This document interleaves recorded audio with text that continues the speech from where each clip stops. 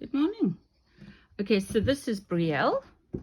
She's a Bernina 1000 special, and she comes with an accessory box which has got a few bits and pieces in it. She comes with a presser foot. Sadly, a lot of the others aren't here anymore, but they're easily obtainable. She's got some cleaning stuff in there and some needles as well. So I'm going to plug her in. This isn't her foot pedal, by the way, but I will demonstrate how she works using that.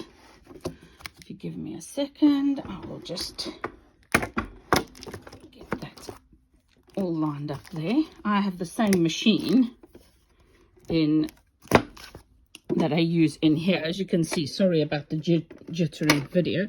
I'll take off the accessory case. There's her name, Brielle.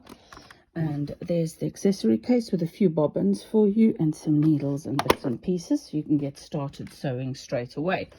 Here is her bag and a foot pedal, and that's her cable there as well. So all of that is in fabulous working order. You just plug her in here and switch her on. There, the light goes on, the switch on the side. And I will just close this back up again and show you, if I can, her working in a minute.